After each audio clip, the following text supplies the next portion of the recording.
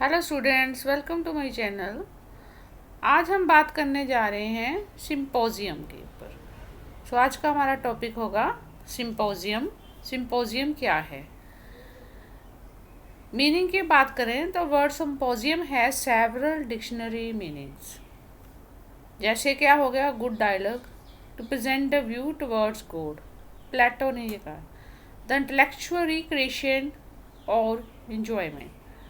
A meeting of persons to discuss a problem or theme. जब किसी problem के ऊपर मतलब पर्सन जो है मीटिंग करते हैं, डिस्कस करते हैं उसको, तो उसको क्या कहते हैं हम? Symposium. Symposium on something, a meeting at which experts have discussion about a particular subject, a small conference. So it is like a small conference जहाँ पे जो एक्सपर्ट्स होते हैं डिस्कशन करते हैं किसी भी पर्टिकुलर सब्जेक्ट के ऊपर। डेफिनेशन की बात करें तो symposium is a discussion method in which different view points on a single aspect of a topic is discussed. यानी कोई भी हमारे पास टॉपिक है तो उसके ऊपर जितने भी डिफरेंट व्यूज़ आ रहे हैं, डिस्कशन होती है उसके ऊपर कि हाँ ये ऐसे भी हो सकता है, ऐसे भी हो सकता है। मतलब जो हमारा एस्पेक्ट उसका सिंगल ही होगा, एक के ऊपर ही बात की जाएगी, लेकिन डिफरेंट व्यूज़ जो है वहाँ पे आएंगे और उसके ऊपर डिस्कशन होगी। Symposium is a series of speeches on single aspect of a topic. So it is a series of speeches. वही बात है, मैंने आपको बताया कि टॉपिक है कोई, उसका कोई एस्पेक्ट है, उसी के ऊपर ही जो स्पीचेज हैं वो चलेंगी।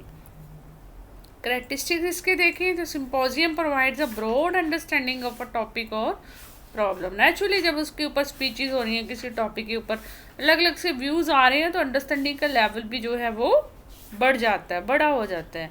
The listener is provided with an opportunity to take decision about a problem. और लिसनर्स को भी ये जो है फैसिलिटी दी जाती है कि वो डिसीज़न ले लें प्रॉब्लम के ऊपर, क्योंकि डिफरेंट व्यूज़ जो हैं आए हैं, उसके ऊपर डिस्कशन हुई है। Then listener has an opportunity to take a decision about a problem. Principles of symposium. The speech may be persuasive, argumentative, and informative. Original presentation is objective and accurate. Always include a summary and conclusion. This is very important. So जो हमारी speech है persuasive होनी चाहिए, argumentative होनी चाहिए and informative होनी चाहिए। Original presentation हो, इस जो मेन ऑब्जेक्टिव है हमारा, ओरिजिनल प्रेजेंटेशन हो, एक्यूरेट हो, और लास्ट में समरी जो है हमने इसके ऊपर देनी है। ईच स्पीच विदाउट इंटरप्शन के बिना स्पीच हो। The chairman of the symposium introduce the topic, suggests its important and sometimes indicate the general approaches.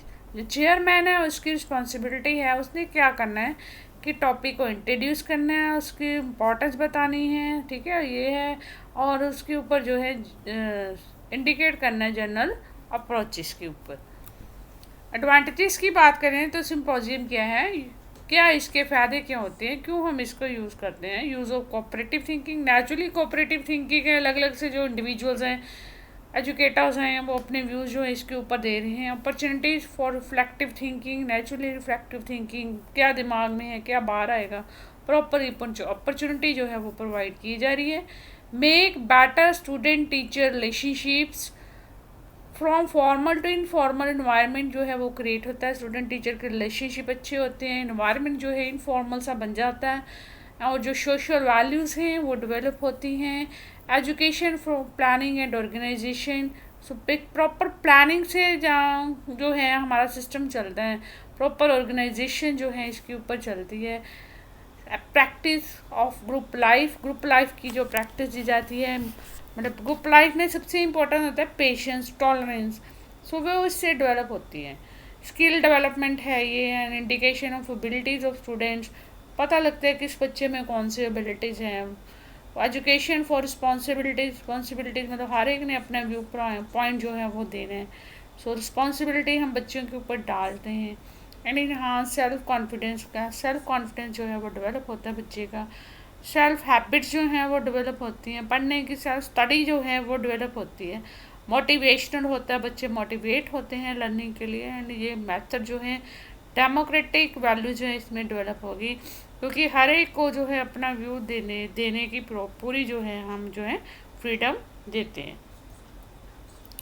Disadvantages की बात करें, ये बहुत टाइम कंज्यूमिंग मेथड है। नेचुरली जब हम जर्नल टीचिंग में इन मेथड्स को यूज़ करते हैं तो बहुत सा समय जो है इसमें यूज़ होता है।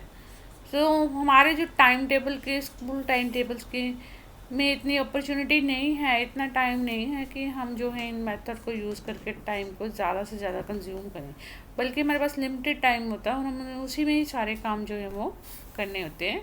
डाइविएशन फ्रॉम द टॉपिक थीम, कई बार क्या होता है अलग अलग से व्यूज़ आते हैं, टॉपिक ही कहीं हमारा स्लिप कर जाता है और हम दूसरी जगह पे मतलब दूसरे टॉपिक के ऊपर पहुंच जाते हैं, दूसरे थीम के ऊपर पहुंच जाते हैं। No suitable for all topics, हर एक टॉपिक्स के लिए हम यूज़ नहीं कर सकते। Not suitable for all teachers, हर एक टीचर जो है इसको यूज़ नहीं कर सकता। एक्सपर्ट्स टीचर्स की ज़रूरत जो है हमें इसके लिए पड़ती है। Not suitable for all classes, आर क्लासेस के लिए हम इसको यूज़ नहीं कर सकते। छोटे क्लासेस में तो हम इसको बिल्कुल ही यूज़ नहीं कर सकते।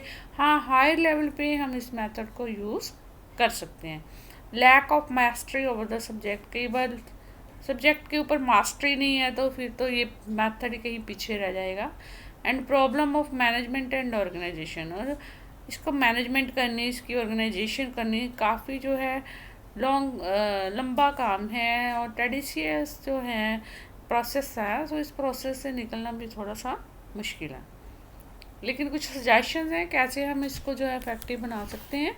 गुड सेटिंग अरेंजमेंट जो है, सिटिंग अरेंजमेंट जो है वो कर सकते हैं, कहाँ पे किसने बैठने हैं, सो ऐसे हम इसको अरेंज कर सकते हैं। Right selection of topic, topic को सिलेक्ट करना बहुत ज़रूरी है। राइट सिलेक्शन करनी चाहिए, किस टॉपिक के ऊपर जो है डिस्कशन जो है वो हो सकती है। Just in time table, time table में एडजस्टमेंट होनी बहुत ज़रूरी है। एंड रोल ऑफ टीचर, सबसे ज़्यादा काम ही किसने करना है, टीचर ने करना है। टीचर ने अपने बच्चों को मोटिवेट करना है सिम्पोजियम के लिए। And training of teachers, teachers को इसके लिए स्पेशल ट्रेनिंग देनी चाहिए कि कैसे जो सिम्पोजियम को अरेंज किया जा सकता है।